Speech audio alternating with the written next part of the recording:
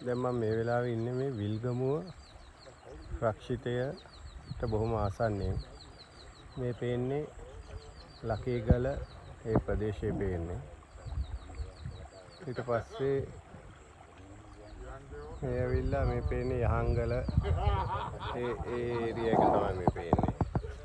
ඉස්සර අර දිට්වා එක වෙලාවේ නාය ගියේ ඒ ඔක්කොම ටික විතරින් පේනවා. ඇත්තටම මේ වීඩියෝ එකට පේන්නේ නැති තරම්. මේ තියන්නේ ඒ ප්‍රදේශය මේ තියන්නේ. ඒකට ඒකත් එක්ක මේ හරි ලස්සන බොහොම ලස්සන කුඹුරු යායක් මේ තියෙන්නේ. මේ ඉර බැසගෙන යන වෙලාවක් සාමාන්‍යයෙන් හවස 6 විතර වගේ වෙන වෙලාව. ඒත් එක්ක මේ බොහොම ලස්සන පැලක් තියෙන කුඹුරු මැද්දේ. වෙල්යායක් මැද්දේ තමයි අපි මේ ඉන්නේ. එලා රත්කින්ද උල්හිටිය රත්කින්ද යෝජනා ක්‍රමයේ යටතේ පෝෂණය වෙන කුඹුරු තමයි මේ තියෙන්නේ. බොහොම ලස්සනයි වගේ. අපේ ට්‍රැවල්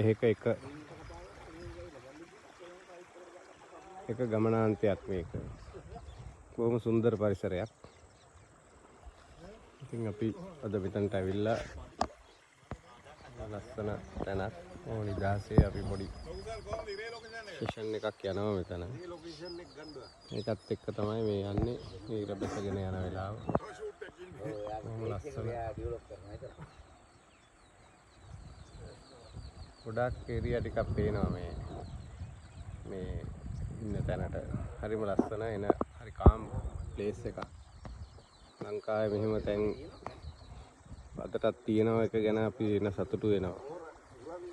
අපේ ඇස් ගොඩාක් පින් කරලා තිනවා. ගොඩක් අයට දකින්න නැති දෙයක්. මේක ඇත්තට වීඩියෝ වලින් බලලා වැඩක් නැහැ. ලයිව් දකින්න ඕන.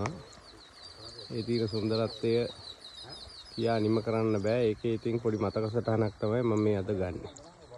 ඒක මාර වටිනවා. right, thank you.